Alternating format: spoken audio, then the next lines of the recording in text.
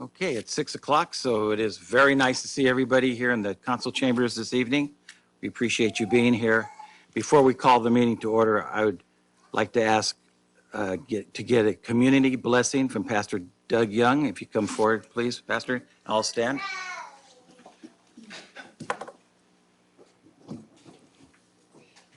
Heavenly Father, God of all creation, as we gather once again in this chamber, we ask your blessings on all of us. We assemble this evening to make decisions for the prosperity and the forward progress of our city. May we use only our best skills and judgment, keeping ourselves impartial and neutral as we consider the merits and pitfalls of each matter that is placed before us. We ask for your divine wisdom in all of our efforts today. May we always act in accordance with what is best for Los Banos and our fellow citizens according to your purpose for all of us. May we use our resources wisely and make decisions that promote the common good. We recognize our responsibility to the past and to the future, the rights and needs of both individuals and our city at large. As your trusted servants, Lord, we seek your blessings on our deliberations and all of our efforts today. Bless our mayor, Mike Amable, our council members, Deborah Lewis, Mitzi Perez, Refugio Yamas, and Marcus Chavez. Bless all of our city staff, Lord, abundantly. May you provide for all of their needs, both professionally and personally. May they continue to prosper and be in good health. We thank you for each of them and their commitment to serve our community. We ask all these things in the name of our Lord and Savior, Jesus Christ. Amen. Amen. Thank you. Thank you, Pastor Young. I call this meeting to order for April 15th, 2026. And if, Chief, we could have the pledge, please.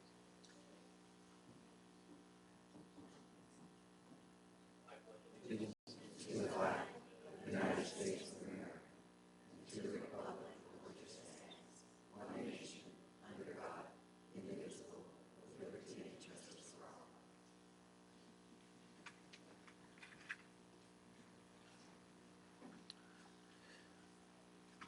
Okay, we are ready for a roll call, please. Here. Here. Here. And the first item, item 4, is consideration to approve the agenda. Unfortunately, when we made our agenda, we weren't aware that Councilmember Chavez would not be present here today. So I'm requesting to remove item 9B, which is the increase of elected officials' salary. I really feel that we need a full council here before we make any kind of decisions like that. You'll still be welcome to make any comments you want during the public forum, but for the public that they want to speak on that item, you're still welcome to speak on it, but it'll be brought back to us at a future date and it will be advertised again. So I'm making that request of the council for a motion, please. Mayor, I'd like to make a motion to approve the agenda minus item 9B. Second. Okay, we have a motion and a second. As stated, any further questions or comments? Not hearing any. All in favor signify by saying aye. Aye. Opposed? Ayes have it. Now we have a few presentations.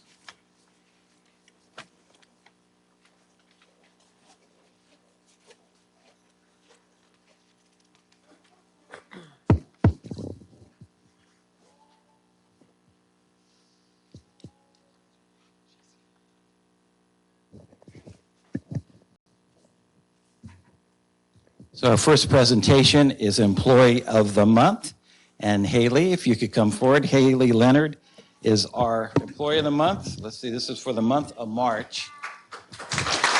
So happy that I just want to say a few words. Haley brings a positive, welcoming spirit to everything she does. And I can contest to that. She goes out of her way to support her coworkers and makes people feel included.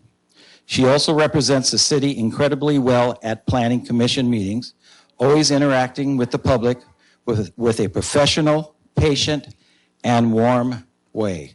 Haley sets a great example of public service, and we're grateful for the impact she has on both our team and our community. And we really want to congratulate you because you are a shining star in the city. So it's my honor to have this certificate of recognition presented to Haley Leonard for Planning Technician, Community and Economic Development Department in recognition of your outstanding performance and dedicated service to the city of Los Banos. Congratulations.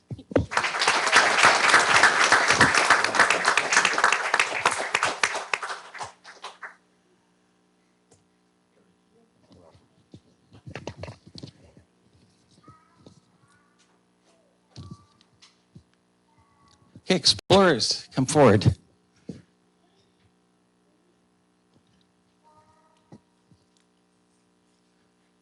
Welcome. Let's get over here. There's a lot of you. So it is Explorers Week. I think it's a week. But anyway, I have a proclamation recognizing Los Banos Police Explorers, Post 864. These men and women are such a vital part of our community. They volunteer. They help our police department. I know a lot of police officers that work for our police department. The sworn officers used to be explorers. So this is a beginning in a lot of different pathways. So whereas law enforcement exploring commonly referred to as Police Explorers, is an American vocational educational program that allows local youth to explore a career in law enforcement by working with local law enforcement officers. And whereas Law Enforcement Explorers programs were founded on July 12, 1937 as an affiliate of the Boy Scouts of America. The program is available to qualified local youth between the ages of 14 and 20. And whereas the Los Banos Police Explorer Post 864 has been an active program in our community since the 1990s. Our police explorers participate in the following weekly training covering various laws enforcement topics, ride-alongs, and our patrol staff, community service events, and conferences and competitions. And whereas on March 28, 2026, the Los Banos Police Explorers Post 864 participated in 2026 Merced County Police Explorer competition, where our explorers competed against all of the explorers posts in Merced County. And whereas our explorers scored first place and second place on ride-along simulation. What are those? Hold up the first and second place trophies. They there? Okay. And let's see. On the ride-along, and second place, male obstacle course. Is that there? There we go. Congratulations. Third place in written examination, procedural law. Congratulations. Second place in crime scene search. Congratulations. Second place in firearms qualification, and second place in team tug of war. So that should have been all of you on the tug of war, correct? Yeah.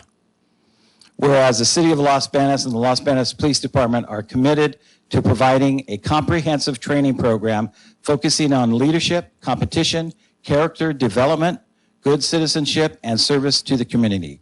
Therefore, be it proclaimed that Michael S. Amabil, Mayor, and the City Council of the City of Los Banos do hereby recognize and congratulate the explorers and advisors of Los Banos Police Explorer Post 864 on their accomplishments at the 2026 Merced County Police Explorers Competition, the dedication, effort, and commitment to the law enforcement field by these youth is much admired by your city council and the residents. So congratulations.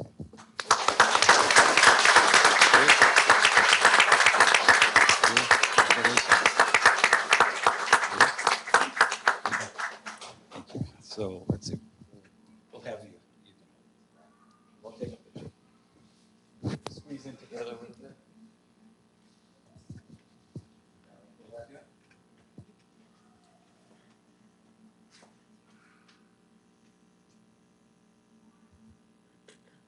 Thank you all very much. Appreciate it.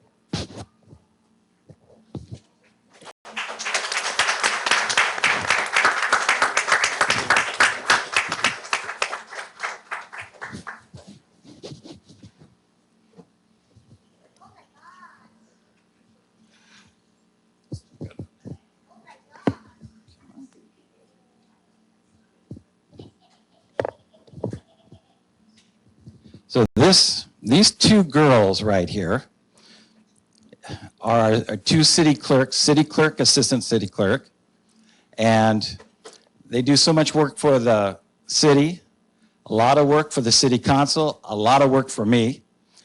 We keep them busy, but the city clerk is really for the public to make sure all the information, transparency, everything is going out to the community, and you have the availability of getting information for you from the city.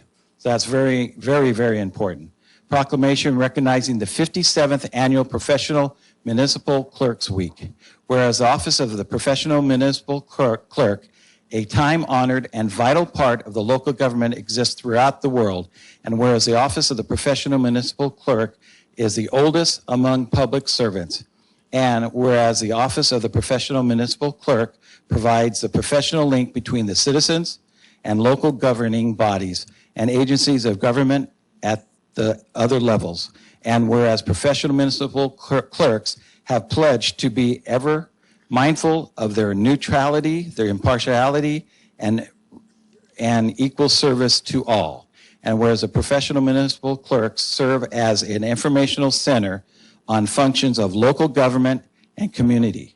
And whereas the professional municipal clerks continually strive to improve the administration of the affairs of the office of the professional municipal clerk through participation in education programs, seminars, workshops, and annual meetings of their state, county, and international professional organizations. It is most appropriate that we recognize the accomplishments of the Office of the Professional Municipal Clerk. Now, therefore, be it proclaimed that I, Michael S. Amabil, Mayor, and the City Council of the City of Los Banos do hereby recognize the week of May 3rd through 9th, 2026 as Professional Municipal Clerk Week, and further extend appreciation to our professional municipal clerks, Lucy Melanie and Fiona Lynn, for their vital services they perform and the exemplary dedication to the community they represent. Thank you both so very, very much.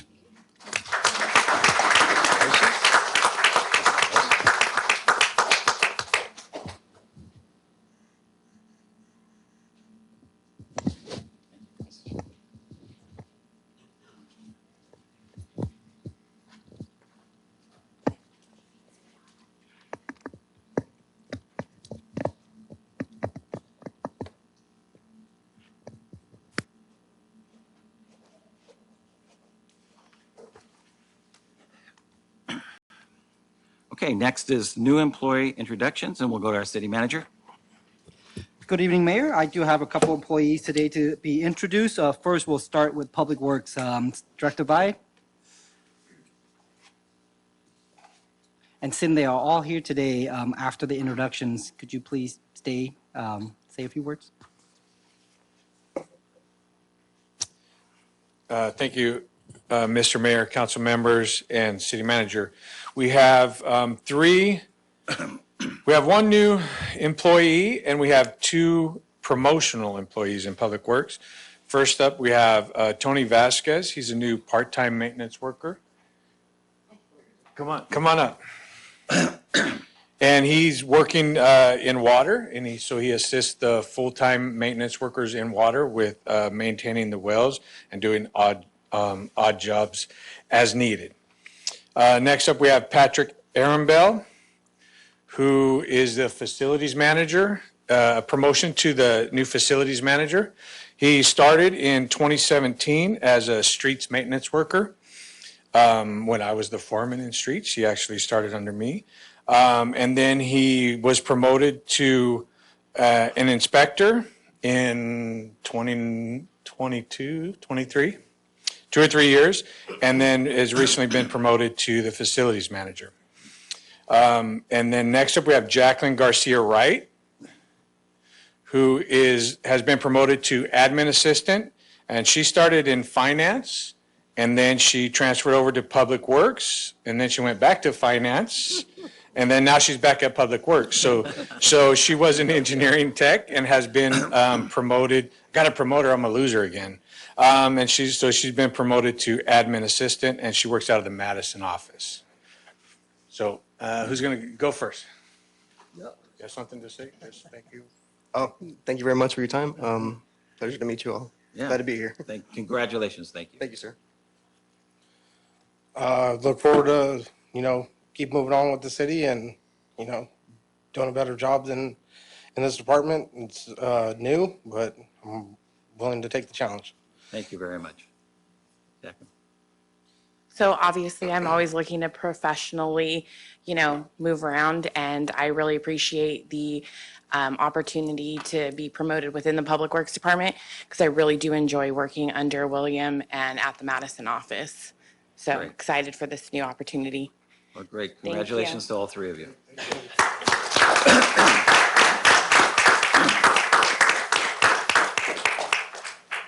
Mayor, unfortunately, the other 4 officers are tied up and are unable to come here tonight, so we'll go ahead and introduce them at the next council meeting. Okay, that sounds really good. Thank you. Okay, next is our public forum. Members of the public may address the city council on any item of public interest that's within the jurisdiction of the city council. Includes agenda and non-agenda items. No action will be taken on non-agenda items. You have 5 minutes to speak, and you're welcome to come forward and speak to us on any item of public interest. And if you want to speak to us about the council wages, you're welcome to do that too. So please introduce yourself so we have it on the record, and you're welcome to speak. Welcome. Well, good evening, Mayor and members of the City Council. My name is Maria Phillips, and I'm the Executive Director of the American Hero Initiative. It's a local nonprofit dedicated to supporting our disabled veterans by providing financial assistance for critical home and auto repairs. I want to start what I'm going to say with a brief narrative. Disabled veterans feel a certain way about asking for help, and unfortunately, they don't like to do it.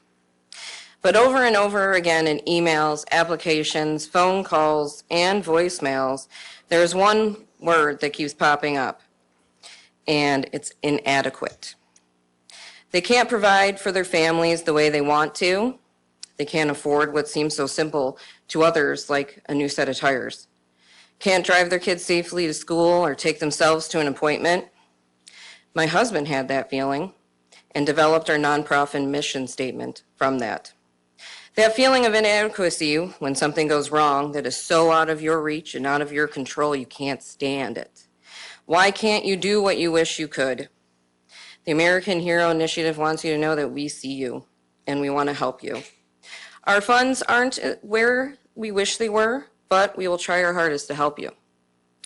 If we can't, we will tell you other organizations that may be able to help you. And that, my friends, is the only reason that my being here tonight matters. Today, I'm honored to share with you an exciting and meaningful community event that we're organizing. It's called the 250th Birthday Celebration of the United States. And it's going to be July 5th this year, 10 a.m. to 3 p.m. at the Ag Complex. This event is more than a celebration. It is a tribute to 250 years of freedom made possible by the courage and sacrifice of the men and women who have served our country. Yes, we are charging a nominal fee of $10. Veterans are only $5 with proper identification. However, the ticket price gets you a hot dog, chips, and a drink. It will also get you into all the amazing things that I'm about to tell you. The rest of your ticket fee goes directly to our nonprofit and directly helps those disabled veterans that so desperately need all of our help. We will begin our day with a powerful opening ceremony dedicated to the veterans who helped shape our nation. It'll include the color guard presentation, national anthem, moment of reflection for fallen heroes, a tribute recognizing veterans by branch of service. This will be throughout the day. A branch per hour will be honored. And special recognition for local veterans and their stories. We have reached out to our local VFW and American Legion, as well as surrounding ones. We hope they all join us and allow us to honor them and their constituents. Our goal is to create a welcoming, family-friendly event that brings the community together. Planned activities are live music and entertainment, featuring local musicians of all levels throughout the day, vendor marketplace, local businesses, artisans, organizations showcasing products and services, We have 2 separate kids zones, games, activities, crafts, bouncers, signing of the declaration, fake one, with quill pens. Veteran thank you cards, where I will be distributing them to VA facilities in the surrounding cities, along with interactive experiences for families. To top it all off, we're making a very large American flag out of the handprints of the children in our community. After the paint dries, we would love to dedicate it to the city. We will also have a special place displaying veteran photos and biographies, honoring their service and preserving their stories. This will be called the Wall of Heroes.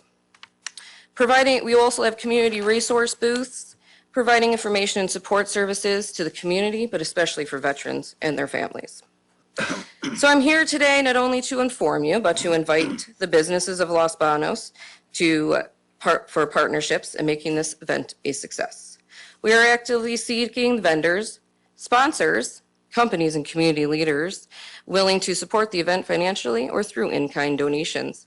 All proceeds will directly benefit our mission of assisting veterans in need. We will also be doing a silent auction and are actively looking for items and experiences. We welcome all performers of all ages, and we're also asking the community members to submit photos of your loved ones, past and present, that are veterans, and give me a short biography. So why does this event matter so much? The event is an opportunity to honor those who served our country, strengthen community connections, support local businesses and talent, raise awareness and funds to directly assist these veterans.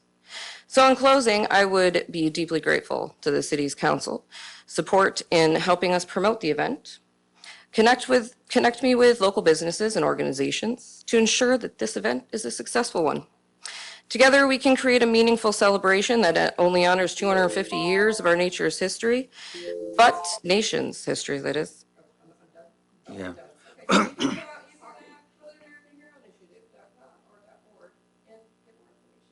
Thank you.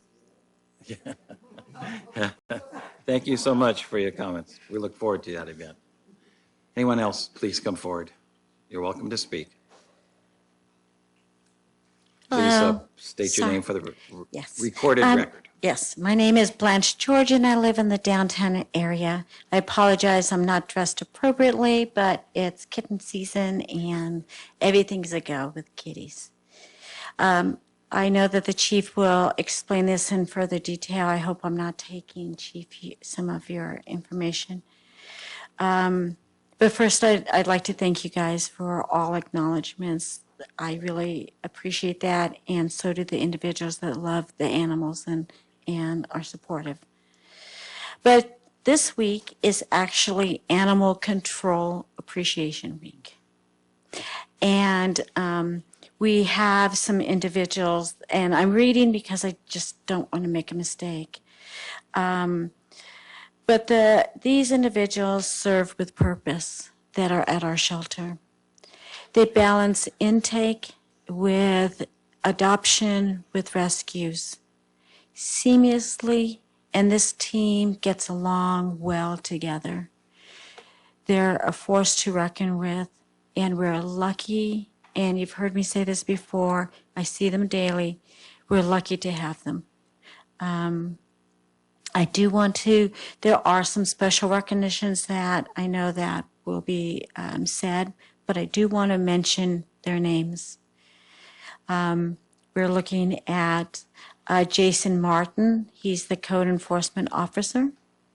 Mariah Estrada, she is also a Code Enforcement Officer. And we have 2 shelter attendants, and I really feel embarrassed about calling them attendants. All these individuals have grown way beyond their job titles of when they were first started. And these attendants are Suzanne Cardoso, and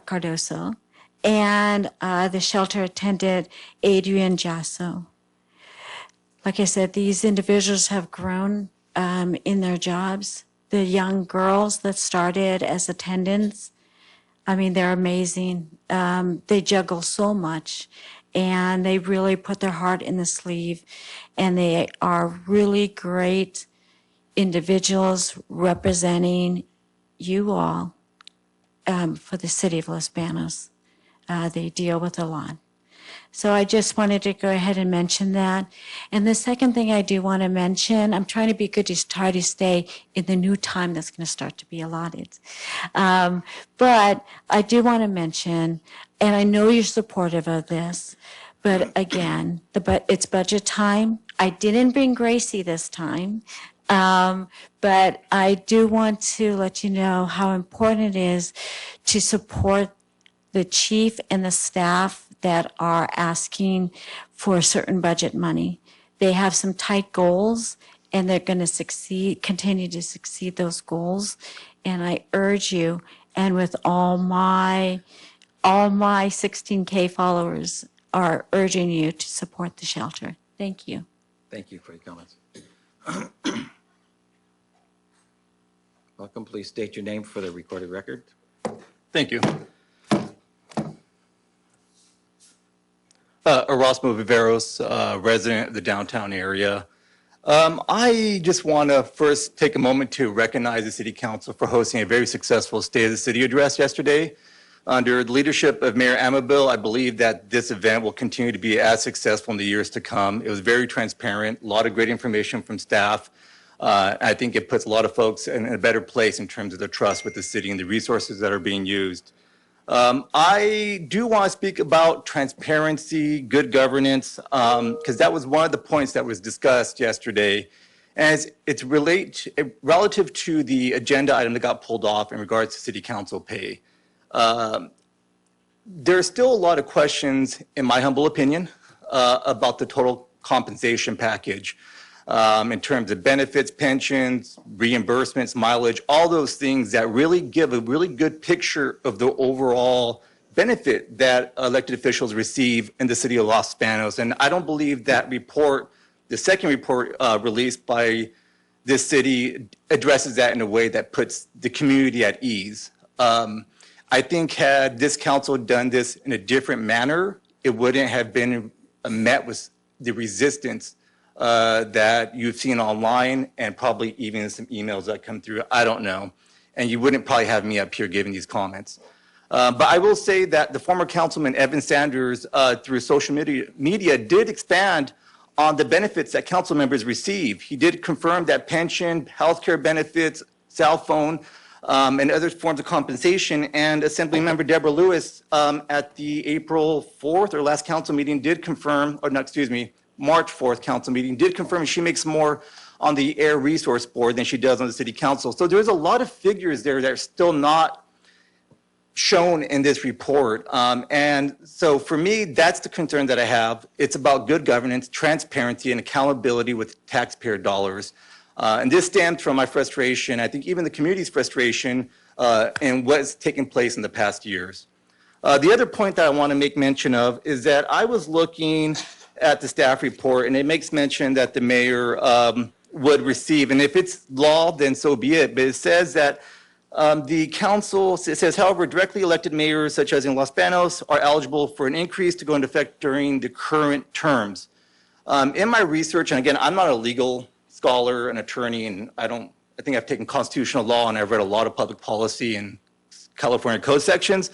But in my humble research, I was looking at the city code in terms of city council compensation. I was looking at California Government Code 36516, 36516.1, and 36516.5. And in there, it doesn't make mention of the mayor increase taking effect immediately. It sounds contrary. And then I just was looking because someone had made mention that because of, I believe, a recent, not so recent, piece of legislation that was passed that allowed for these increases, I was trying to figure out what other cities have done. And so the city of Coachella had a memo that they released that made mention of increases. And in there it says that the council would receive it during their next election. So there is some confusion on my part, and I'm hoping that city staff will update that or confirm that is indeed the case in the report. Again, I'm not a legal scholar, so this is just me doing some quick research in my free time. This, I think, is a very important issue for the community. You've seen a lot of the engagement. I think that this council really needs to think long and hard before you come to the voters and ask for a pay increase in terms of what have you done for the community. I think that's the common question. And on another point, just kind of backtracking here, should that indeed be the case that the council, that the mayor does get his increase immediately, I think it would be in the best interest for transparency and good governance that the mayor would recuse himself from this item when it is taken up, just because of the direct impacts that he would immediately receive. I know this may not be well received by this council, but this is, I think, from what I've seen, discussions I've had with community members across town, their discomfort and why they do not trust government. And so I think you could do a lot here to fix the trust in the community. So with that said, thank you for your time, and I appreciate everything that you do for the community. Thank you. Thank you very much for your comments, and if it comes back, we'll have everything down. Welcome, and please state your name for the record. Excuse me, Anna McCauley. Still trying to get rid of this rough hoarseness. We've been here 29 years last month. I'm going to speak on several items. I agree with so much that our previous speaker just said. We've been here 29 years. We still have thousands of people. All we've done in this time is build houses. We're just a sea of roofs in this town. We don't have any major living wage jobs. We had Kagome, Ingomar, and maybe Liberty Farms, Morningstar. They were here when we got here. And there's nothing here that presents a viable living wage for most of the people that are here. If you think fast food is going to do it, well, hallelujah, but it's ridiculous what you pay if you go in there, and it just doesn't add up. I agree that I have a question on these wages, these salaries that are being proposed. I don't think there's enough transparency, and I think when people know that all the benefits that you get, nobody's going home hungry here. You're all getting something. You get a lot of benefits that are at the taxpayer's expense. So there's a real concern there. And I think that when we don't have a lot of people making major living wages here, that they're going over the hill, that speaks to something that's wrong. We have council members, we have city managers, or city employees, department heads going to who knows where, Washington, LA, wherever, to attend these events and speak up all the positives about this city, but something is wrong because we don't have the jobs here. Are we a small mentality, small hometown mentality when we go to these places because we don't see the results for all the money being spent? So there's a real issue with that. But I think I've said enough on that issue. We need to figure it out. The other thing is, I was on the Planning Commission, I believe 6 years. I did 2 years and then a 4-year term, years ago. And I'll tell you what, if you're not on the Planning Commission before you come to City Council seat, you're not getting there. You're not in the seat in City Council with a real good understanding of how city government works. I never chose to go any further than the City Planning Commission. I wanted no elected office, but I was in federal government for many decades. And I've seen government work from different angles. But, I think we need to make, and I'm not disparaging anybody. I know that Councilwoman Lewis was on the Planning Commission years ago, and that is the best training before you even attempt to get a council seat. And I think our rules need to change where you've got to have at least 4, maybe 6 years of recent history in the Planning Commission before you even apply to be a council member. Because the council should not be the first seat where you try to figure it out, and you're going to spend at least a year or 2 years trying to figure out how does this all work. Well, I think Planning Commission is really a place that needs to be part of your recent history. I think that I learned a lot when I was on the Planning Commission. I was already grateful for that. The other commissions have some value, but I don't think any of them have the value for having a council seat as we would in the Planning Commission. And I think that makes, I mean, you know, I don't have a problem with anybody trying to come up here and learn it all, but we shouldn't be a training ground at the council seat. We've got too much going on. And I think we've got to have, there's just a lot of disconnects in this city where people don't understand what's going on. Why don't we have the jobs? Why are we still building a sea of roofs? When we came to, left Japan, we were stationed there, and it was a sea of roofs. We came to Colorado Springs, and back then, it was not a sea of roofs. It was wonderful. And when we come here and we see this sea of roofs over 29 years, we've got to figure this thing out, and it's got to work a different way. Thank you. Thank you for your comments, Ann. Please, anyone come forward that you would like to speak?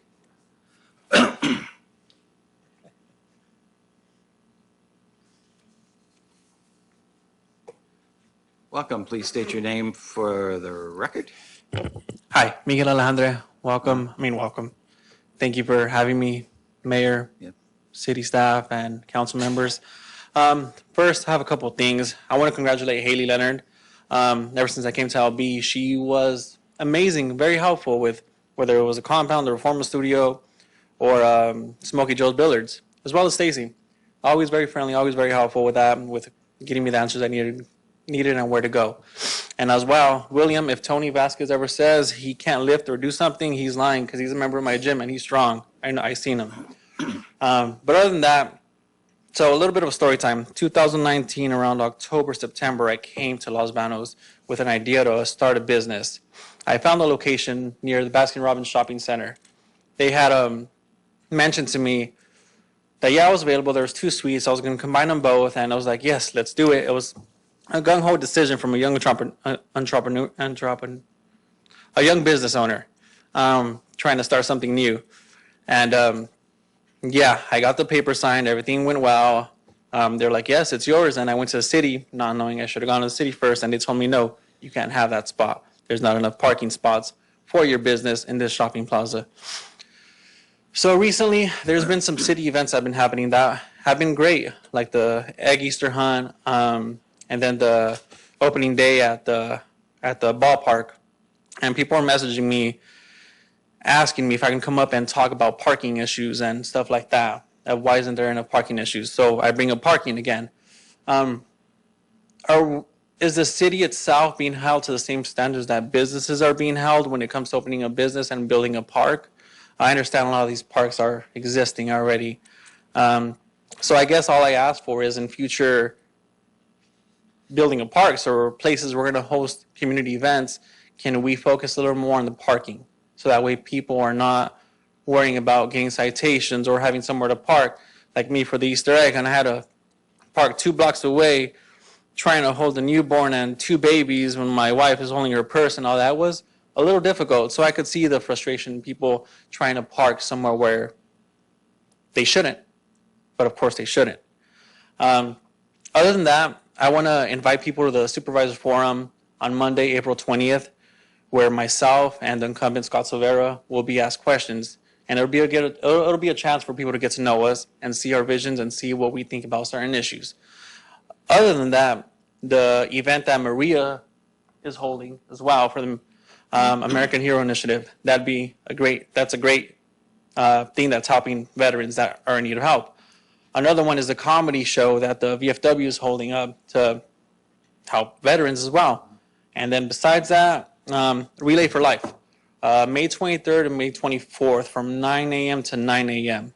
It's a 24-hour event where someone is walking 24 hours from the groups that are made. And all the funds, all the proceeds go straight for Relay for Life, which helps cancer research and helps anyone who has any cancer-related issues get to their appointments or get the support they need. Other than that, is there another event? There's a lot of things going on. Oh, and congratulations on the State of the City. It was a wonderful event. It was really well put out, and I hope we continue to do that. Thank you very much. Have a beautiful night. Thank you for your comments.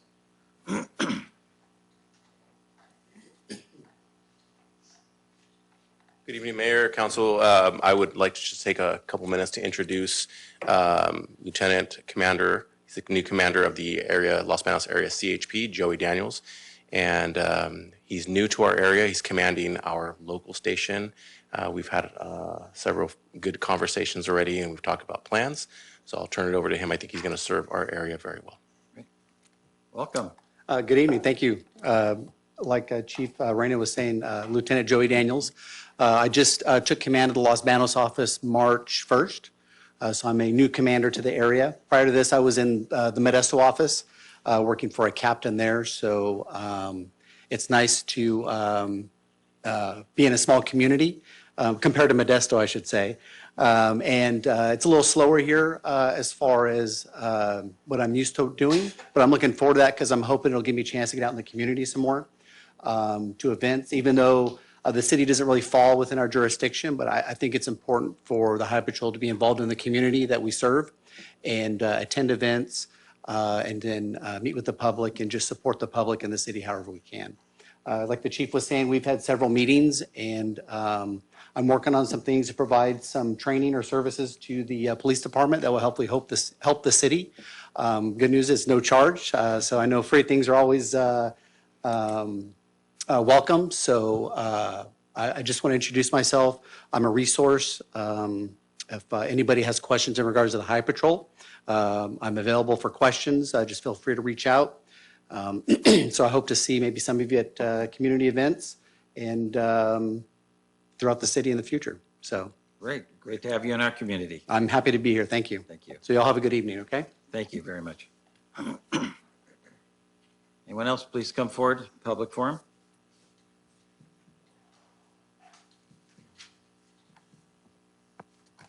Okay, I do not see or hear anybody coming forward, so I will close, before I close the public forum, we do have a letter, correct? Yes. Lucy, you want to read that into the record? My name is Sanchez, and I hope this message finds you well. I am writing to share my thoughts on the recent discussions about salary increases for city council members, as I am unable to attend tonight's meeting in person. I believe that everyone deserves a raise, especially given the rising costs we all face. However, the proposed increase seems excessive. If the concern is that volunteer council members have not received raises in years, we should focus on establishing policies for regular salary reviews to address this issue fairly. Moreover, I am troubled by the practice of council members voting on their own raises, as it undermines the necessary checks and balances in our governance. Instead, raises should be formally requested and decided by constituents, ensuring transparency and accountability. This raises significant red flags that need careful consideration. Thank you for your attention to this matter. I look forward to hearing more about how we can ensure fairness and transparency in city council compensation practices. Best regards. Khalid Sanchez, Los Banos District 1 community member. And that's all I have. That's all? Okay. Thank you very much. I will be talking a lot about those questions during my comments at the end of the meeting, and we will move on. Oh, right before we move on, I just want to state that starting May 20th, because we have to do work in the council chambers to bring it up to new standards that the state is requiring by July 1, this chamber is going to be closed down for a while, and we'll be having our meetings at the Los Banos Community Center, which is the 645 7th Street. Is that right, Joe? Good. So I just want to announce that before I move on. And we're not sure exactly how long that's going to take. So we know it's going to be before July 1. That's all we know. Okay, with that, we'll go into consideration and approval. Item 8 is consideration and approval of the consent agenda. And Lucy, if you could read off the consent agenda, please. Items on the consent agenda are as follows. Warrant numbers 257086 through 257257 in the amount of $914,323.02. City Council special meeting minutes for March 9th, 2026. City Council meeting minutes for March 18th, 2026. City Council meeting minutes for April 1st, 2026. City Council Resolution Number 7078, accepting the construction of Sunrise Ranch Park as complete and authorizing the filing of a notice of completion with the Merced County Recorder for Ronnie's, Inc.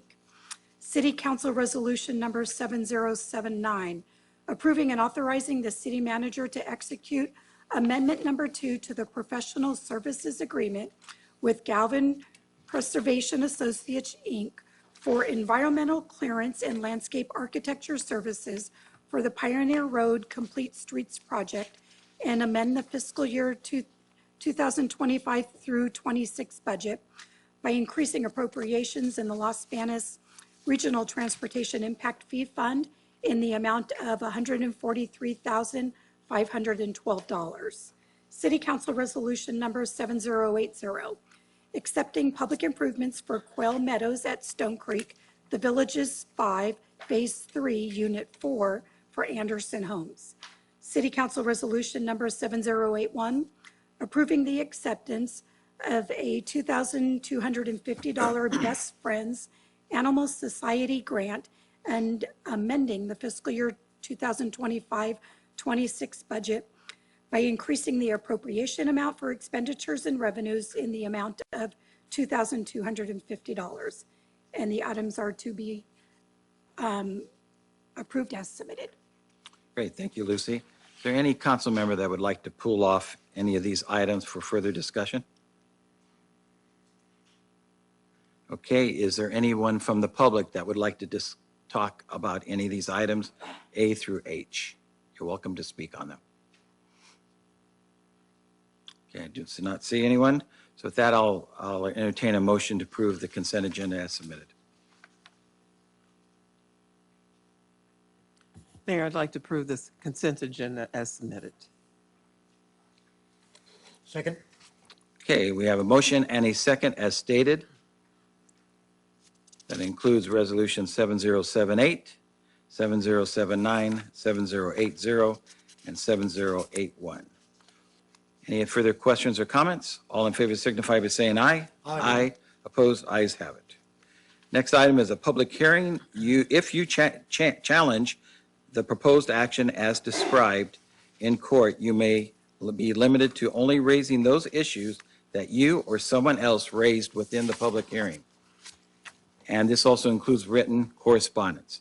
Our public hearing is to receive public comment and consideration of approval of an annual adjustment to development impact fees to reflect changes in the engineering news record construction cost index, the ENR CCI, for 2026.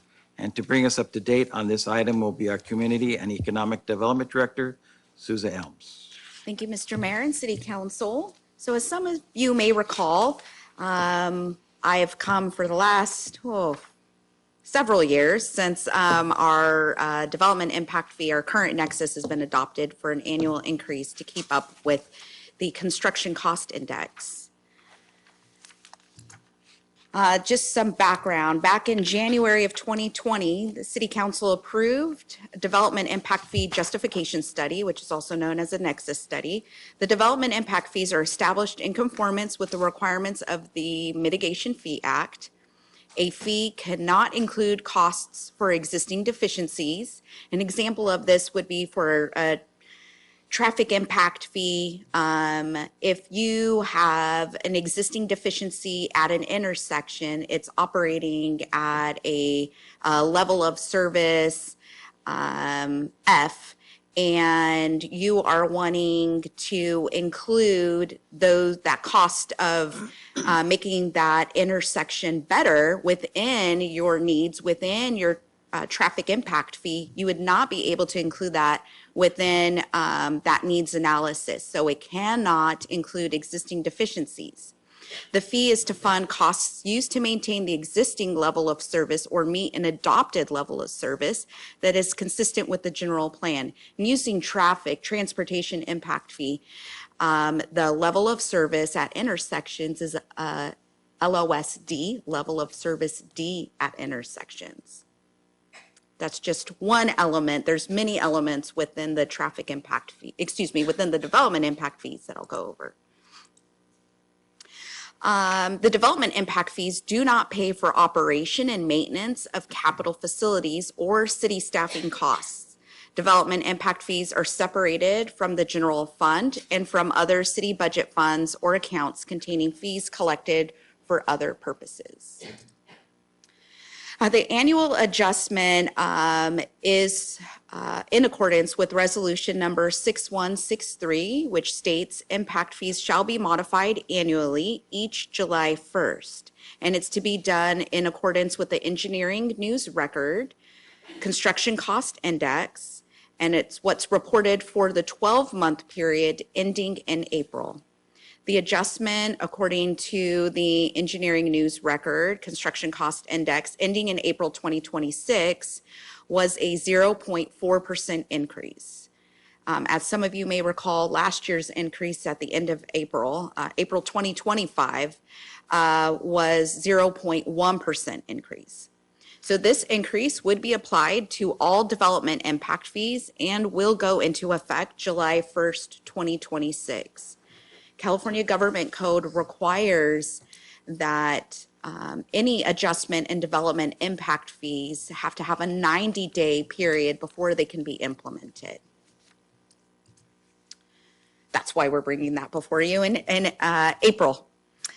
So this comparison chart lists all of the land use types, the current fee for those land use types, and then what that 0.4% looks like, what that reflects as.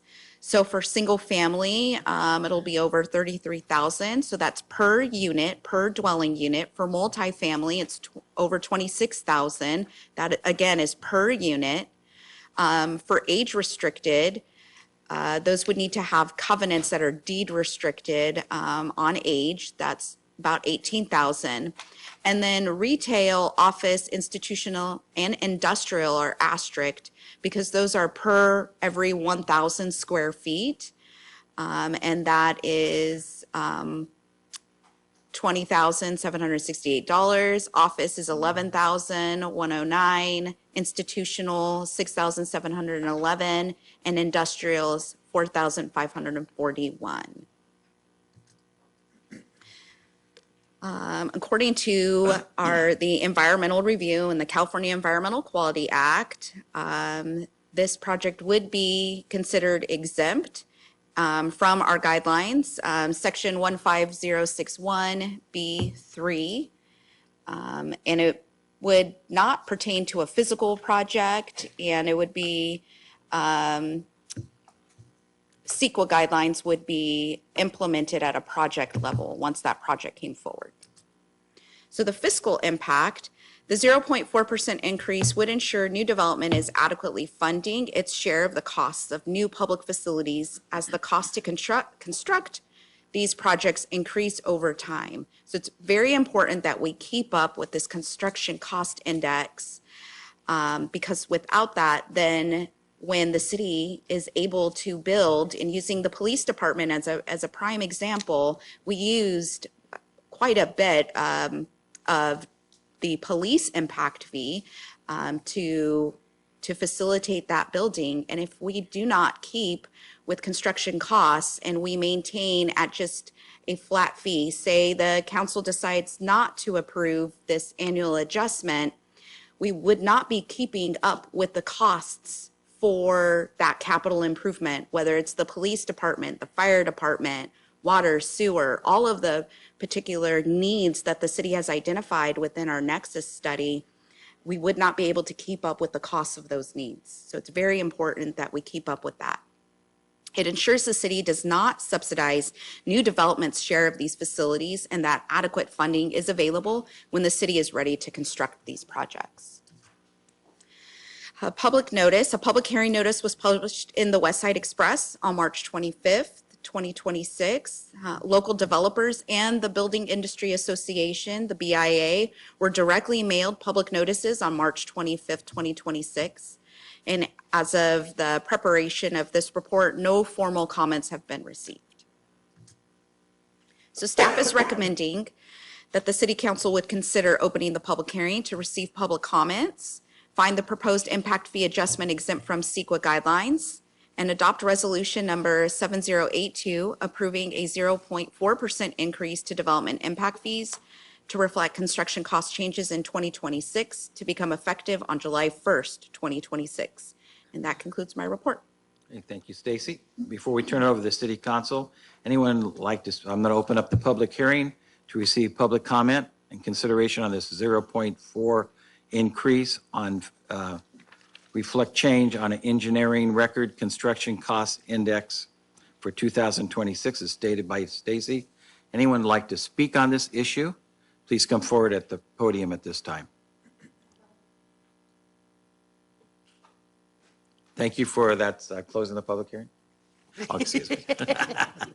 Just playing with you. My name's Kathy Ballard, and I have a question in regards to the cost, the engineering cost. I know it's based on other areas.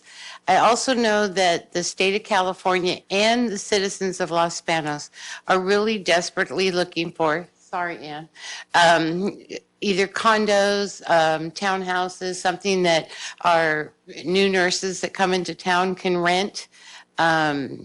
Our new teachers, all the people we're bringing in from outside. They can't just step in and buy a house or rent a house. So I've always been asking in regards to condos, townhouses, something smaller.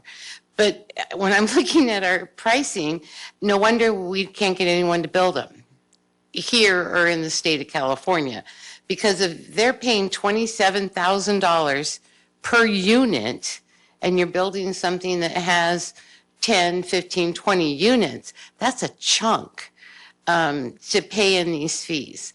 I don't know if we can add another line for just a duplex. I mean, because no wonder they're just building homes because they pencil out. We're not building something that is desperately needed in the city of Los Banos and, like I said, throughout California. Thank you for your time. Thank you. We'll have those questions answered at the end of the public hearing. Welcome. Welcome. Thank you. Welcome. Ross Viveros, resident of Los Banos. And I agree with Kathy in regards to having condos, townhomes, things of that nature. I know city staff is working on that. My one question I have, because I've heard this development impact fee conversation come up time and time again. Does this, and this is not a question obviously you can answer now, but does the city release the development impact fees and how they're used on a quarterly basis, yearly basis to see where those funds go to, what they're providing in terms of public benefits, just to make sure that on the public side, we know what we're getting with the development impact fees? That's my only question. Thank you. Okay, we'll answer that after closing. Anyone else? Please come forward. You're welcome to speak. Okay, I do not see anyone else. I'll close the public hearing and I'll turn it over to Stacy. And let's start off the first question, engineering costs.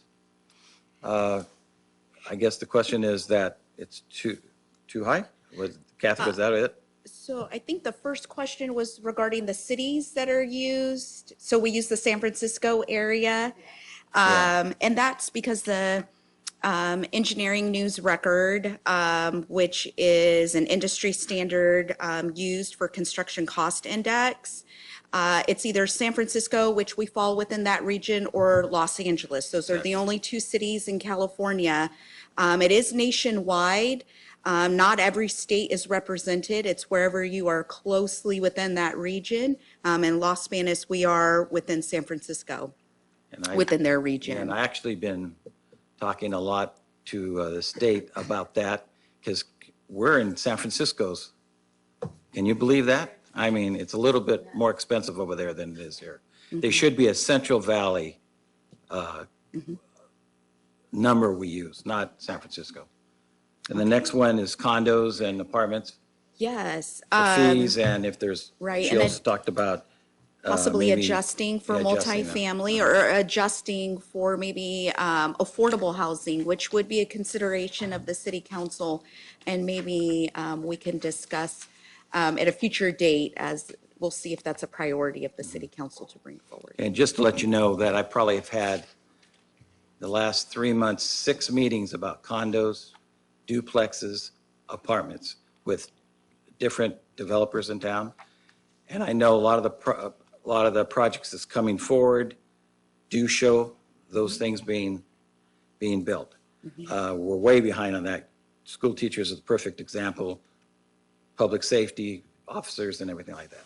And so, so I know that is something, the fees, the cost of the fees, the council would have to decide what, you could look at one segment like talked about like condos or something like that.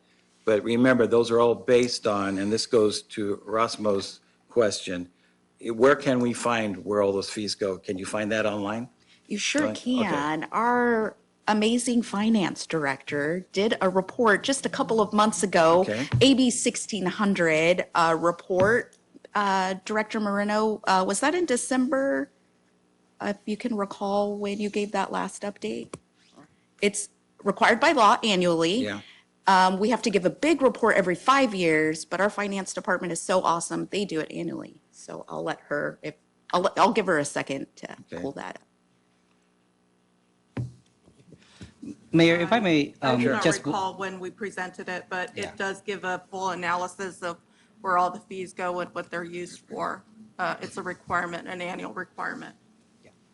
if I may provide some more things to think about.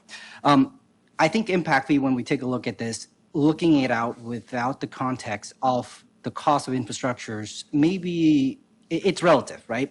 That is to say, our current single-family proposed fee is $33,490.51. That's for the city of Los Banos. Just north of us, for the city of Newman's, for the size significantly smaller than us, the impact fee for their single family is $46,384, and for their multifamily is $29,664. And that is to say, not that we are trying to go through a competition, is that each city is unique. The cost of the impact fee is directly related to the required infrastructures that is needed to service those new developments. How impact fees are typically structured is that each new developments are then paid for their cost of fair share of what those new system expansions are being done. There are absolutely community out there that went to the other extreme to where I want to stimulate growth, that I want to stimulate economic developments, or I want to stimulate, new housing development. For example, City of Mendota decided that in their impact fee program, they'll go ahead and go into defer all impact fee for all development for 5 years. Those are the other extremes to where that's what it takes for that community to be able to stimulate growth. However, if impact fees are not collected, the only other ways for that to go to is two options. One is funded through grant. City would have to go through grant for system expansions, or two, the existing residents would then have to basically subsidize for all of those system expansions. As we are looking at our entire infrastructures, Director Vi has his work cut out for him. We have all of our system master plans going through an update right now.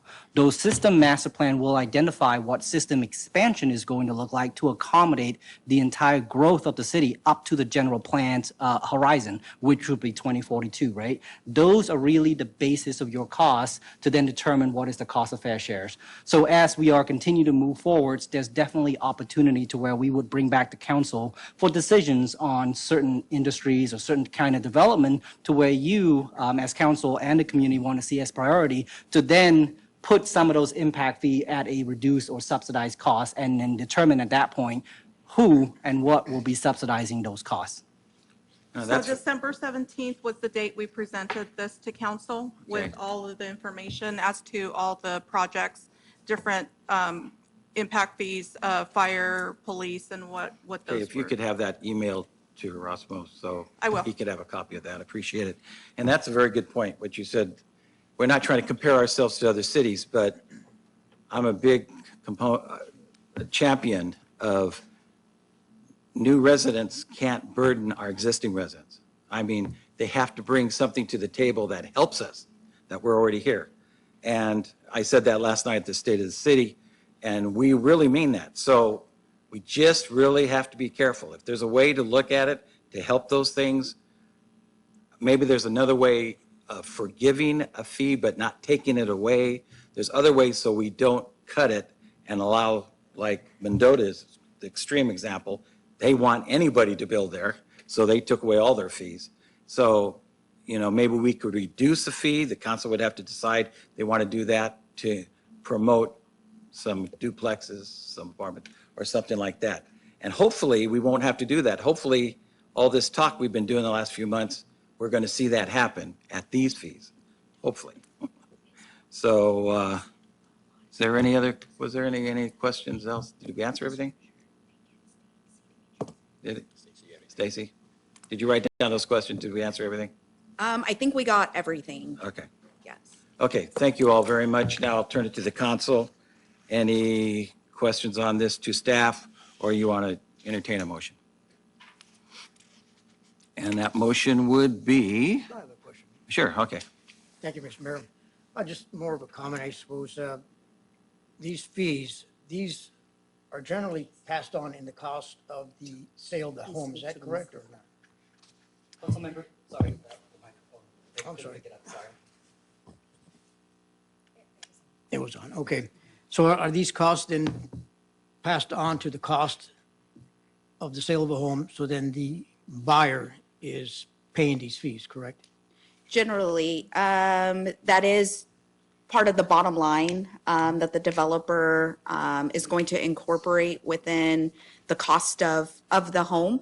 And in terms of, say, multifamily and a project that may not be sold, wouldn't have a new owner purchasing it and having those fees incorporated, that's going to be amortized over a certain period of time and based on the amount of units.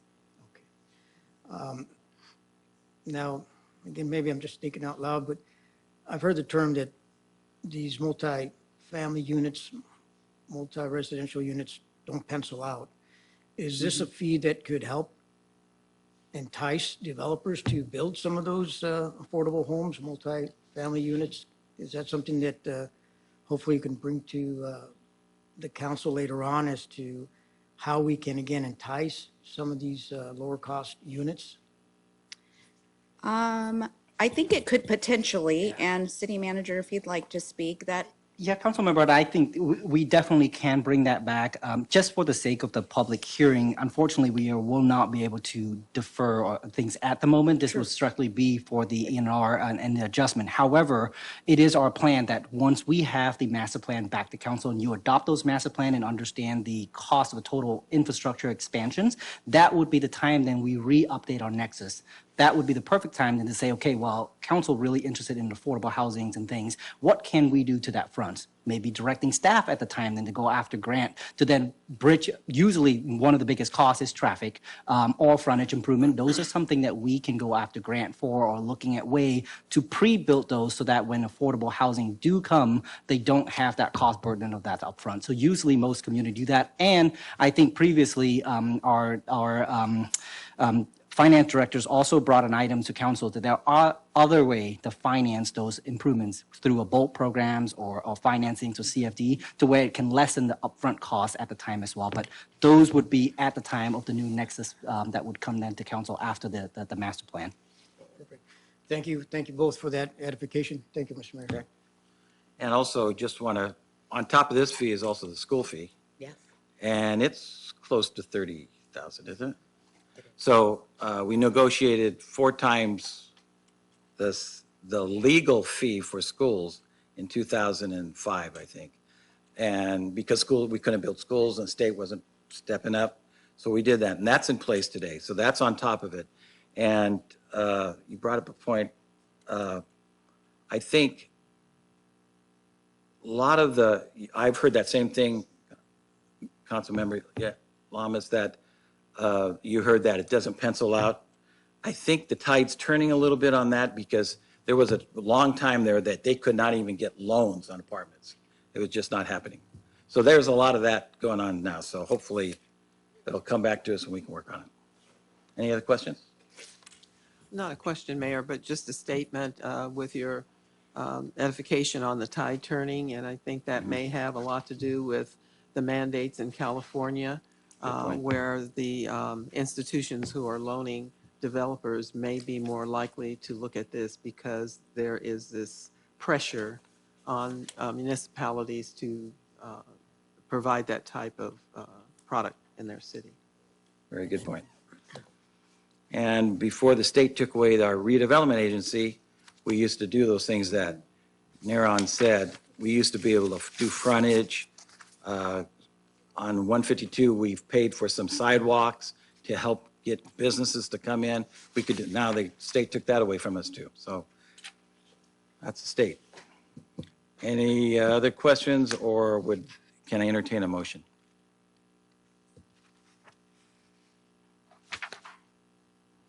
Is this the one with the first reading and introduction? Yeah. Oh. Adopt the resolution. Yes. Okay, so I'd like to make a motion to approve resolution number 7082 as read by title. I'll second.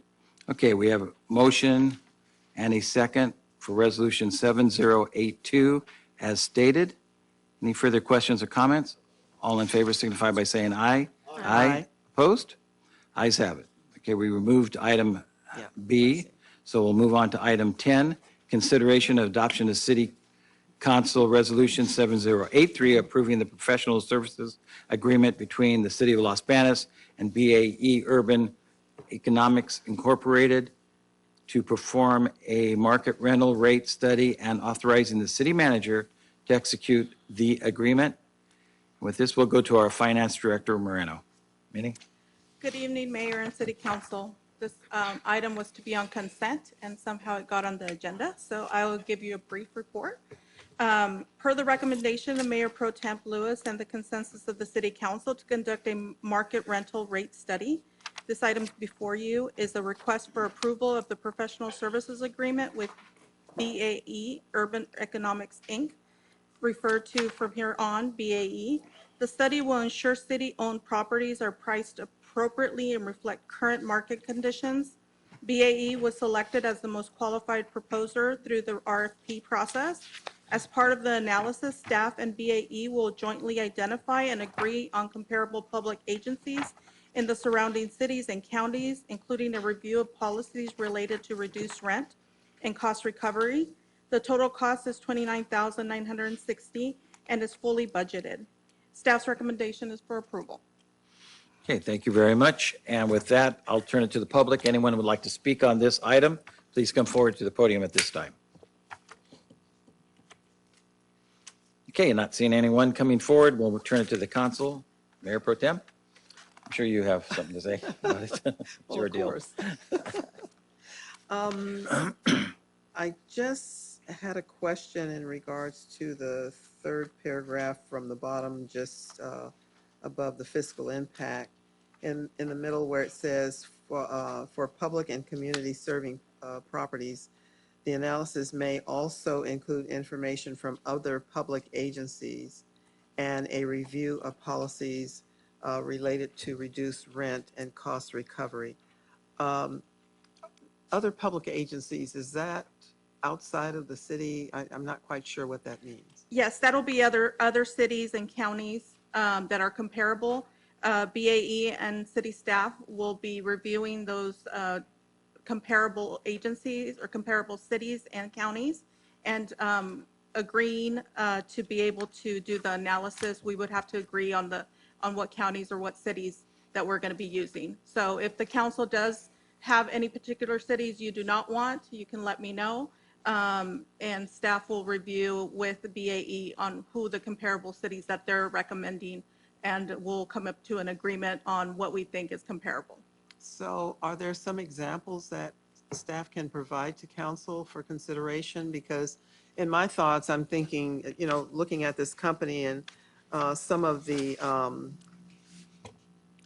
examples of cities that they've worked with are San Francisco, 2 examples in there, Oakland,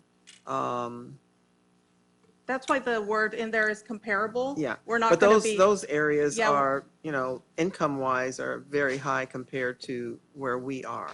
And certainly, Davis, California, I don't want us to be using them as a target to make an analysis for what we're going to charge. Our market is different here, and what we can afford as a city for subsidy might be totally different than what they're able to afford in those areas. So, We are going to be looking at surrounding areas. We are going to be coming up with a list, and that'll be part of our kickoff with them. And we both staff and them will agree on who we select. And our consideration will be that it'll be in the surrounding areas, and they are to be comparable. So, again, I would hope that staff would help council out in the search of comparable cities, what you're going to look at to send those examples to us in the report process when it comes back to council again, to give us an idea of what we're going to be looking at and We what will. you've selected. Okay. And I think that was my biggest concern regarding this. I'm very happy that this is coming forward because it takes us out of the position of trying to guess what we should be charging people for public property that is being rented or leased. And it gives us a policy to follow, and when it needs to be updated regarding to the economy or the city status, then we're able to do that. Thank you, Mayor. Any other comments? We have a motion, please, to adopt the resolution as submitted. Hey, Mayor, I'd like to make a motion to adopt resolution number 7083 as read by title. Have a second? Second. Okay, we have a motion and a second for resolution 7083 as stated. Any further questions or comments from the council? Not hearing any. All in favor signify by saying aye. Aye. Opposed? Ayes have it. Next item, 11, consideration of adoption of the city resolution 7084, ratifying the city manager's approval of the employment agreement with Human Resources Director Isabel Carlos. With this, we'll go to our city manager. Thank you, Mayor. I am proud to present this items as we have been looking forward to having a permanent spot fill for our Human Resources Director for quite some time now, since the retirements of our beloved City Clerk and Human Resources Director. So, as you all come to know, Isabel Carlos has been our interim Human Resource Director since January. Isabel brings over 20 years of municipal human resources, risk management, and administration experience with her. She previously worked for the City of Paris and City of Millbrae, both in the human resources, risk management, as well as assistant city manager for both of those cities. She's been instrumental in providing support and guidance to the department, but more importantly, a different perspective and a different way of doing business. Although our city clerk, Lucy Maloney, has left a pretty big shoe to fill, I strongly believe that Isabel will be able to continue this momentum and take our city to the next level. Her entire contract is attached to the agenda tonight. Her salaries will be at $14,963.50 per month, or $179,560 annually, and that contract is to be effective April 16, 2026. Isabel will also be eligible for all benefits for exempt employee as defined in our adopted personnel rules. This include vacation, sick leave, admin leave, medical, dental, visions, and life insurance, and the retirement benefits. Okay. With that, before I turn it to the council, anybody from the public would like to speak on this item, please come forward. And I do see anyone coming forward. Isabel, you must have something to say.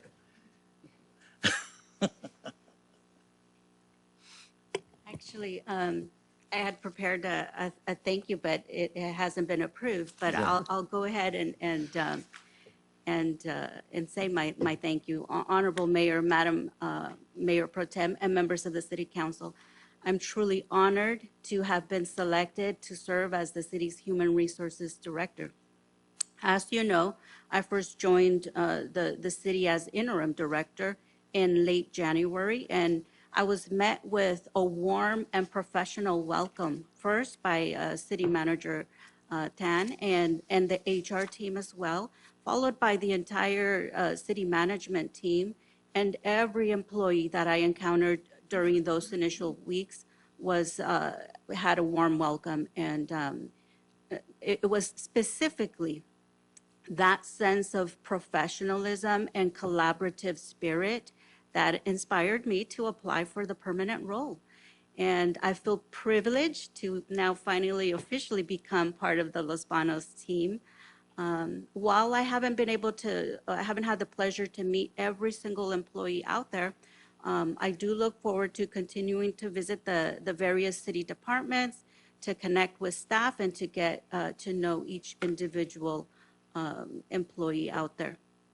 Thank you, City Manager Tan, for placing your trust in me.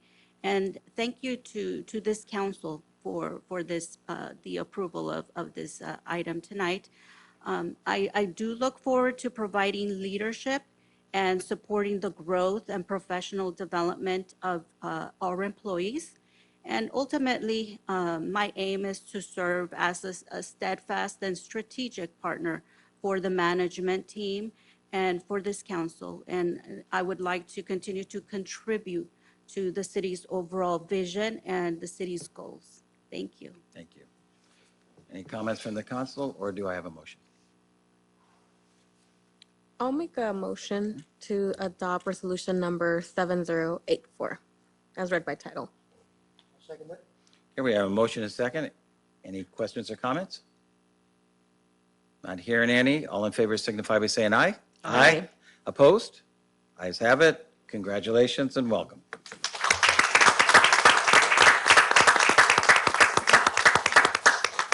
I know it's a new world out there between Mary and you, keeping us out of trouble, making sure we do everything right, especially, you know, with our employees, make sure we do it correctly. Yeah, it's a really different world now. So congratulations and welcome to the city of Los Banos. Okay, we will move on now. Let's see, we are at item 12, correct? Consideration of adoption of City Council Resolution Number 7085, adopting a city clerk and city treasurer council meeting attendance and duty policy. And with this, we'll go to our city attorney, Mary Leonard. Thank you, Mayor and members of council. Before you is a resolution related to a policy adoption for the city clerk and city treasurer council meeting attendance and duties.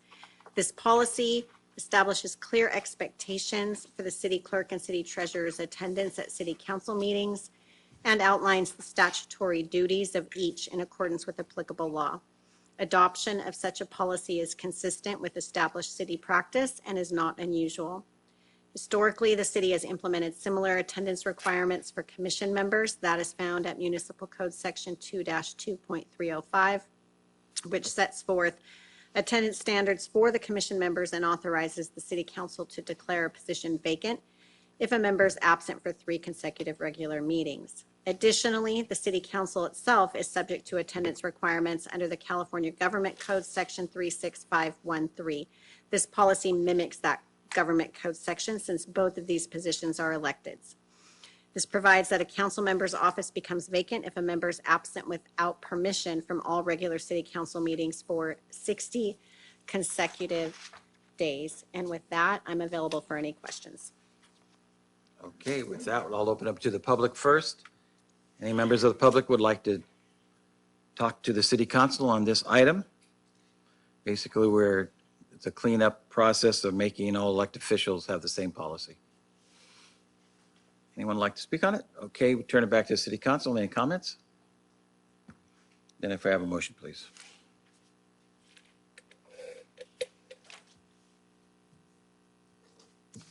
I'd like to adopt City Council Resolution Number 7085 as read.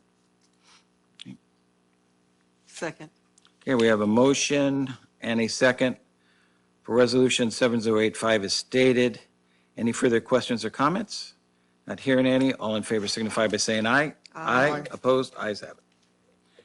Next item 13 is cancellation of the regular city council meeting scheduled for Wednesday, May 6th, 2026, due to a lack of agenda items. And you want to say anything about this? Yes, Mayor.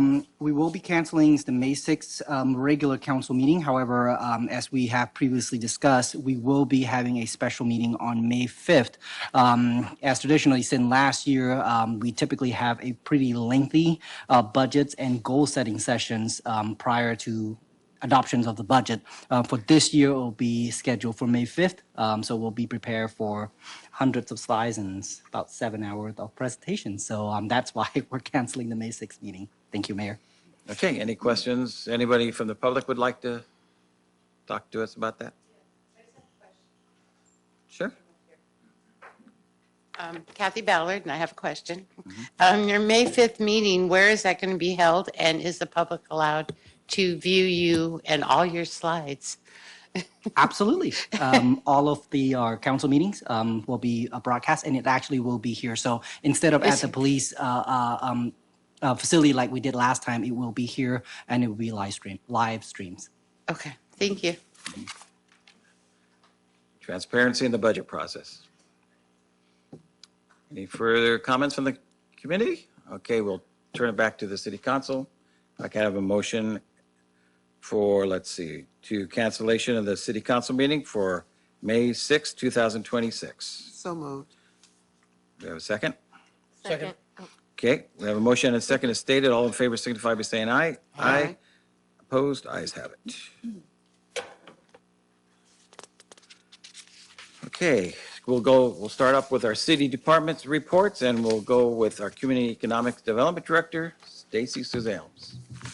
Thank you again, Mr. Mayor. So we have two public hearing notices that will be, two public hearings that will be held next Wednesday on April 22nd. The first is for Watermill Express. They will be developing a 106 square foot water, self-service water retail facility. This is at 336 North Mercy Springs Road. So right in between the new Starbucks and the empty vacant building. This will be like a little kiosk area that you will be able to get purified water and ice. It'll have two dispensers for purified water and one dispenser for ice. The second public hearing is for our accessory dwelling unit ordinance. It's an amendment to be in accordance, with state law and all of the recent housing laws that have been adopted. It's just to make sure that the city is in compliance.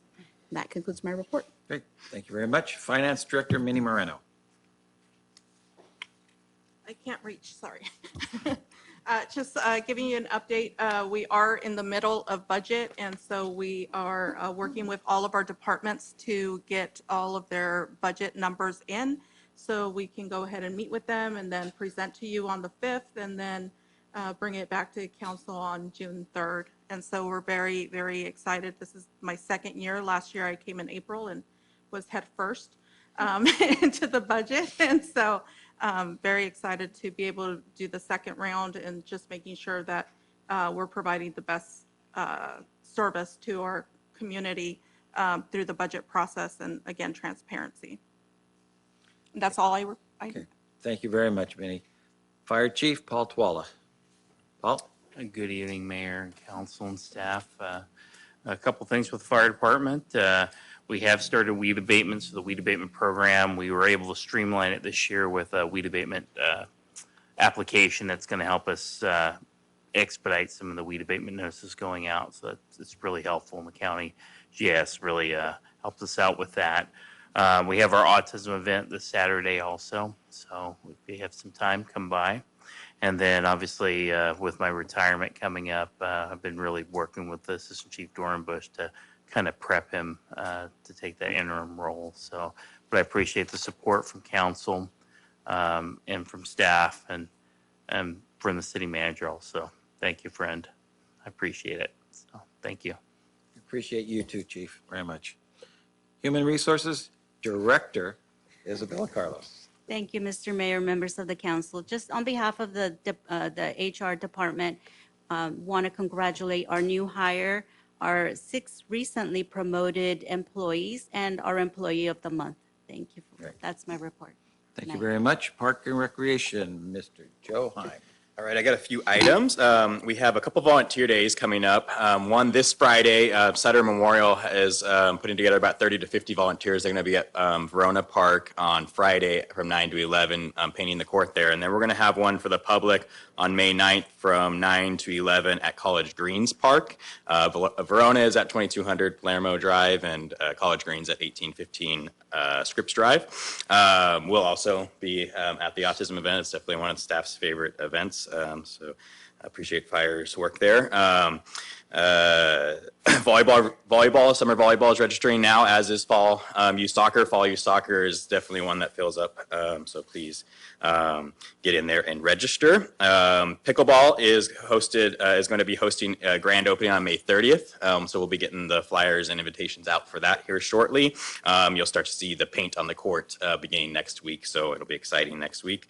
And then I'm going to steal one from William and say thank you to his street staff, because next week you'll see that the street staff will be out grinding some areas along the canal trail. And that is in anticipation of the overlay that staff will be doing. So huge thanks to William's team with the streets.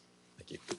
Joe, if you could email council those dates for those painting courts, it's good to, I'd like to go out there and say thank you to the public for doing that. And okay, so that goes Park and Recreation. We'll go to Police Chief Ray Reyna. Chief? Good evening again, Mayor and Council.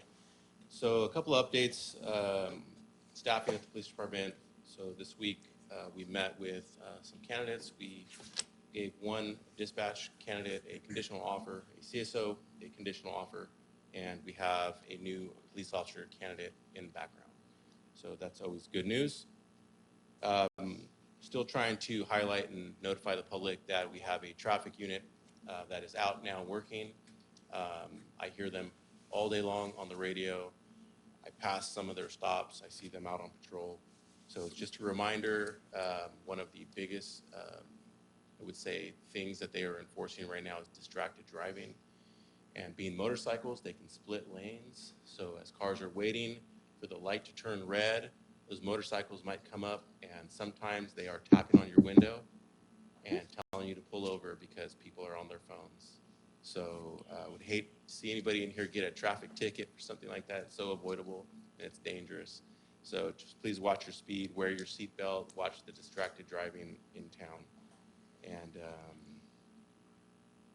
just a reminder also to the public that as the weather starts to change, we're going to get nicer weather. We have people that walk around our town and they have bad intentions in mind. So remember, lock your car doors at night, lock them when you go to the store. Don't leave valuables in plain sight. Don't leave your phones, wallets, purses out, cellular phones. Those things are very preventable. Lock your doors, keep your valuables out in plain sight. And if you see something suspicious, please call us.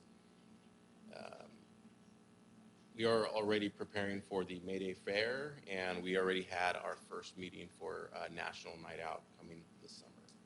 And then once again, congratulations to the Police Explorers. What a great program. Very proud of these young men and women who already at this age are choosing to serve in the noble profession of law enforcement as volunteers. And my hope is that some of them go on to eventually become successful in the area of policing or whatever else they decide to do. Thank you. Thank you, Chief. Public Works Director William Vai. Good evening, Mayor and City Council. I'm going to keep it short. First of all, congratulations, Isabel, on your new appointment as the HR Director. And I have three employees celebrating anniversaries with the city this month. One is Gabriel Cervantes. He started in 2022, so this is 4 years. He's a utilities, he was a utilities maintenance worker. He's now out at the treatment plant. I have four.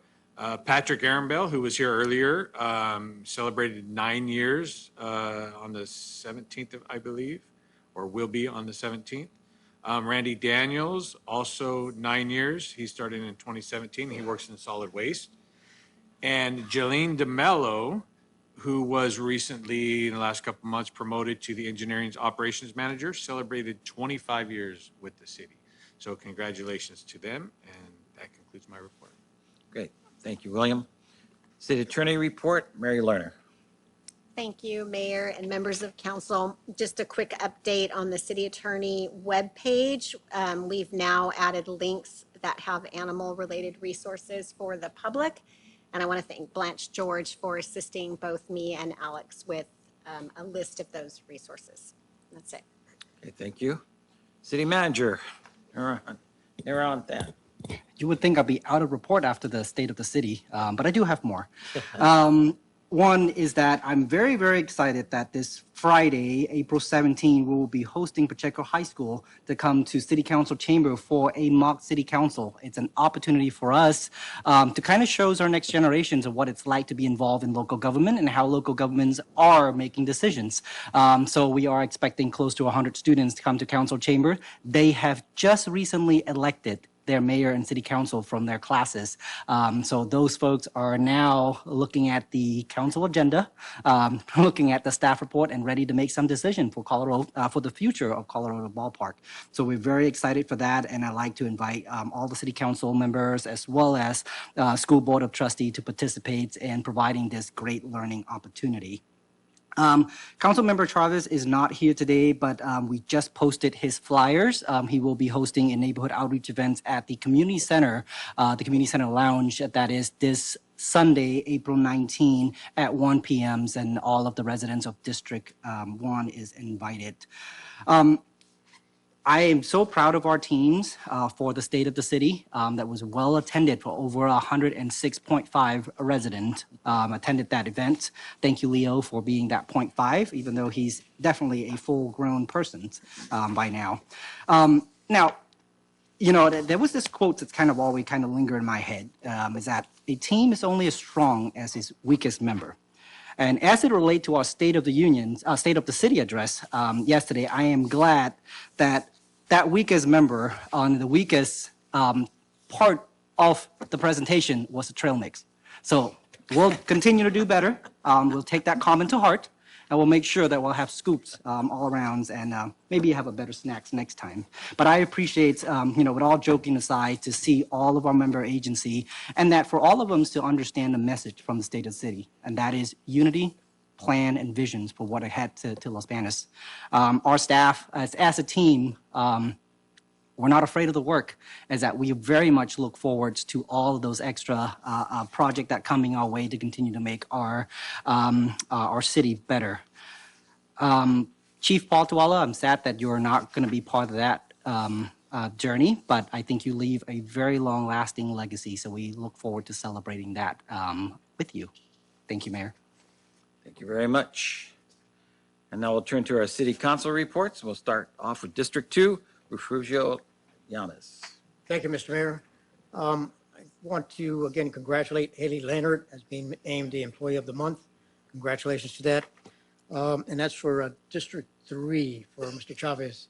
I'd like to announce again that the Chamber of Commerce is hosting the street fair this Saturday, and they are still accepting applications for vendors.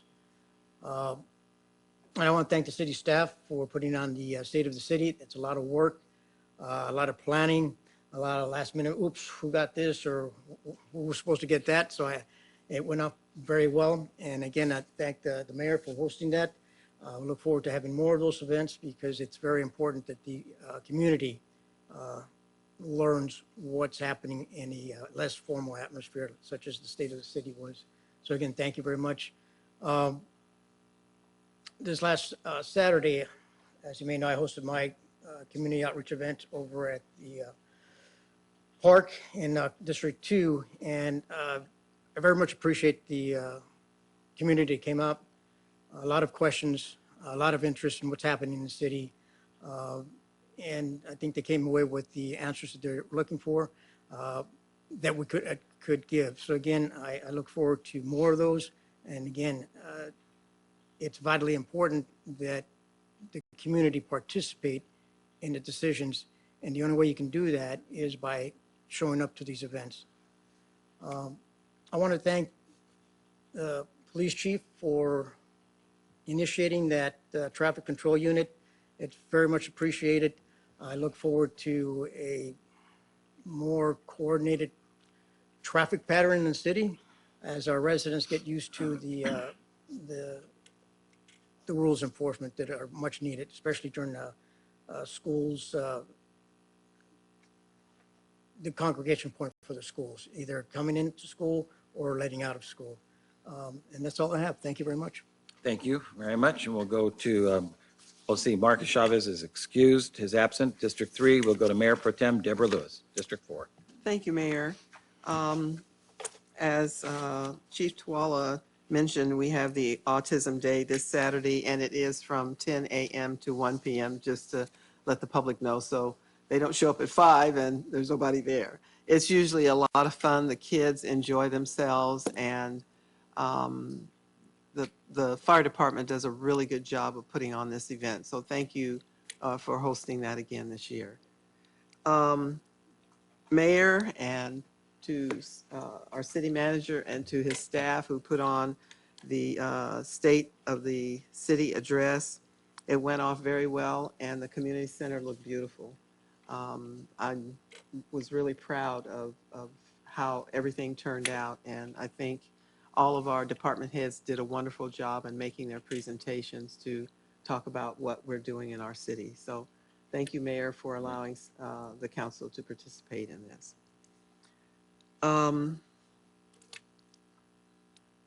As a final reminder, the San Joaquin Valley, along with Valley Can, will have a tune-in and tune-up event on Saturday, May 9th from 7:45 a.m. to 11:45 a.m. at the Los Banos Fairground, and this is for smog repairs for vehicles that are having difficulty passing smog for their vehicles. If the vehicle,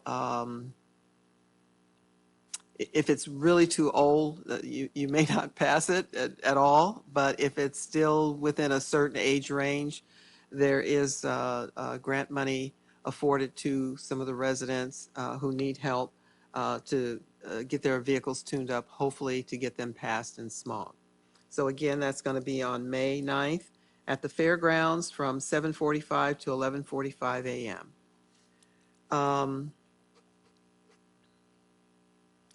Congratulations to Director Isabel Carlos. Now, I'm known to give people different names, and you may fall into that category.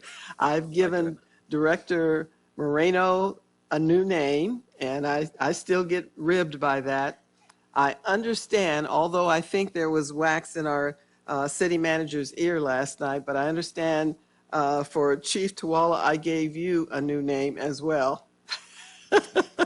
So you have a gift coming to you in regards to that. So forgive me if I call you something other than what your name is. I don't intentionally do that, but we make jokes about it here, and I'm the queen of giving you a new name. So congratulations on your appointment and welcome aboard.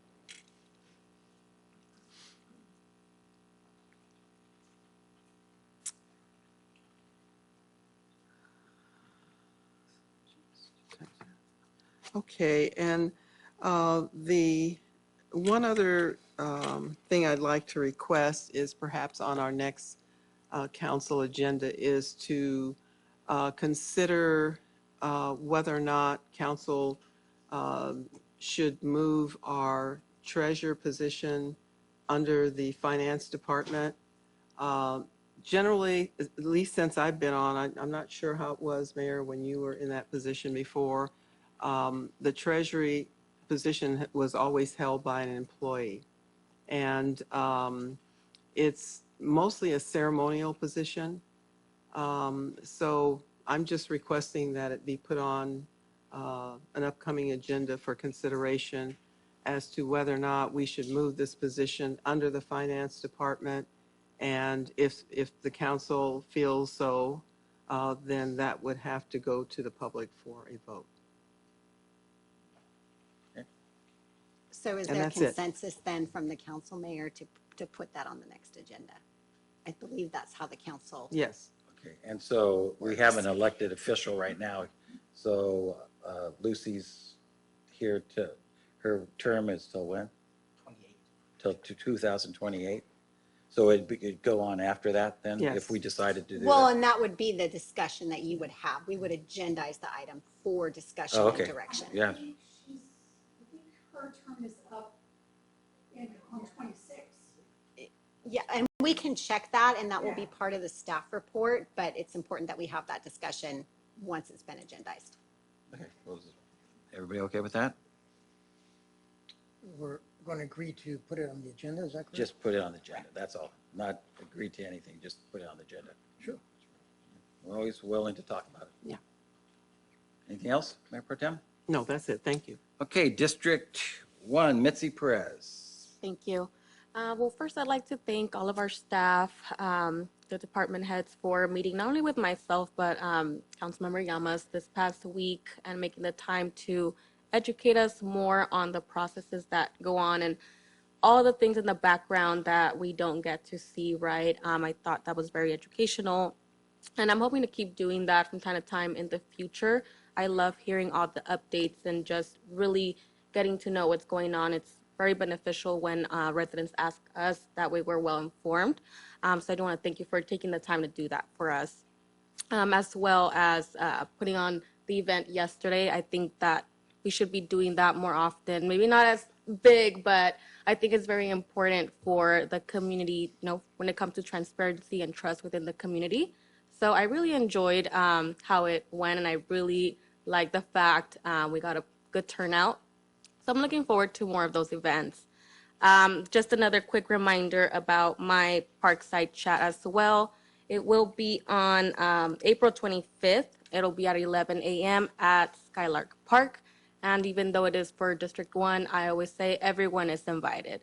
Because like we have all said, we represent the whole city. So everyone is welcome. Thank you. Thank you very much. And I'll start off by thanking staff, department heads, our city manager, and the council for last night's State of the City address. I think that was much bigger than I used to do it way back when. And we used to do it here in the council chambers. And I think for the first one, it went really well.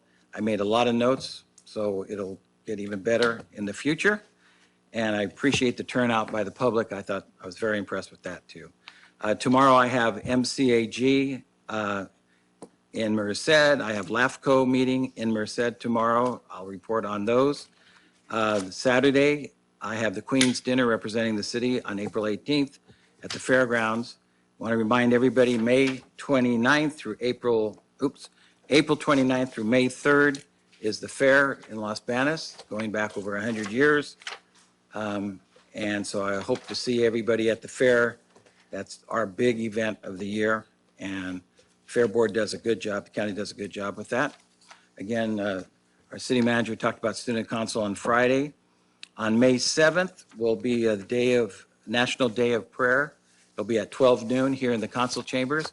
I'd like to invite everybody to that. And let's see, the forum will be Monday at 7 p.m. for the supervisors. We're running for supervisor for District 5. Hopefully that gets well attended also. So I want to talk a little bit about some questions that were asked today about the wage and stuff. And first of all, I really appreciate everybody's talking to us. It really makes a difference. We will need to hear from you. So the issue, I'll start with Planning Commission. You can't require a council member to be a planning commissioner first, because planning commissioner is an appointed position. So if I didn't want this person over here to ever run for council, I would make sure that person would never be on the planning commission. So that's not fair, and that's why it's done that way. I don't know if it's even possible to have planning commission as a vote of the people. So that's sort of the type of that. Of course, this council would never do that, but you don't know what the future holds. So that's sort of the thing on that. Transparency, when Rosmos talked about when it was first brought up about the wage to the council. I'll tell you the whole story. So, as you all know, I've talked about it a lot. I was mayor for 12 years back in the 90s and the early 2000s. Maybe you don't know that, but I'm telling you now. But I think you all know that. The wage was the same wage back then. Never thought a thing about it. I thought it was fine. I get reelected in 24, and it is a new world. I'm telling you. Here's my schedule for this week. Now, I'm only required to go to 2 meetings a month, these 2 meetings. And if you want city council members to just come to the city council meeting, that's what we don't want, and I would never do that. Here's this is me this week, and I have a full-time job. Okay, Monday, we went over the State of the City address. Tuesday, we did the State of the City address. Wednesday, I've already had 1 meeting with the Peninsula Clean Energy, the marketing, their executive board committee meeting I'm on, and then we have our city council meeting tonight. Thursday, I have 2 meetings in Merced, LAFCO, MCAG, with travel time, and those 2 meetings, that's 6 hours. Friday, student council. Saturday, I'll be representing the city at the Queen's Dinner Dance. Sunday, I'm at the park with Marcus Chavez at Los Banos Community Center at 1 p.m. talking to the community. That's this week. Now, that's not, you go back 20 years ago when I was mayor the first time, that's 10 times as much as the work I had back then. And so it's a new world out there. It's been 37 years since there's been any pay increase. I brought it up for discussion because now with the Brown Act, I can't, before, and I'm going to get off this, I'm going to talk about the Brown Act now a little bit. She's telling me I can't talk too much about it because it's an agenda item. Before, I used to talk to the council, I'd email the council, hey, not what you think about this agenda item, how you're going to vote. I would never do that. But what do you feel about this? What do you feel about this subject, this issue? Oh, yeah, we should talk about it. We'd bring it forward. I can't talk to anybody about anything anymore. And everybody, and so we have to be real careful. So I asked to be put on the agenda for discussion only, knowing that if this council decided to go any further with it, it would be put on a meeting with a public hearing, all laid out. Again, it would have to have a second public hearing at a second meeting before we took action. So that's how that fell into place. But it's a new world out there, and you want a mayor and council to be involved because you need a network. You need the votes from the county and the other cities to get money into our city. And I have to be present at these places. I asked for this job. I love doing this. I love doing this. I would not change a thing. But I know in the future, things are going to change. So anyway, that's that. And I'm told I can't talk too much more about it because it's going to be on a future agenda item. And we have to all be careful answering any questions if you know it's on the agenda in the future. So anyway, with that, again, I appreciate everybody speaking. I don't know when it will come back. We will advertise it again, and we'll have further discussion on it, and I'll make sure everything's laid out salary-wise. Okay, with that, we will be going into closed session with public employee performance evaluation. The title is a city attorney pursuant to Government Code Section 54957B. And with that, if anything takes place in closed session, we'll be coming out here and doing a vote to the public. I appreciate everybody that spoke to us this evening. I really do appreciate it. And if you stay with us, we'll be out, I'm not sure when, after closed session. Thank you very much.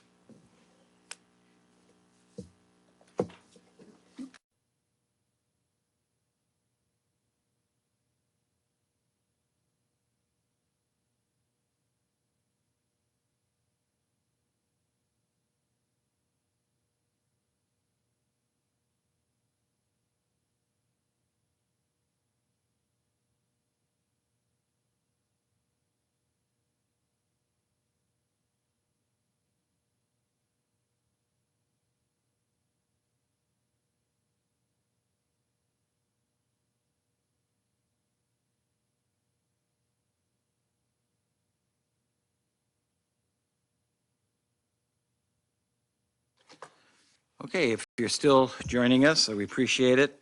Under closed session, item 18, public employee performance evaluation, Title City Attorney pursuant to Government Code 54957B. There will be nothing to report and no vote taken. So this meeting is adjourned. Thank you. At 8:58. Yes, at 8:58. Thank you, Mary. You're welcome. Mhm.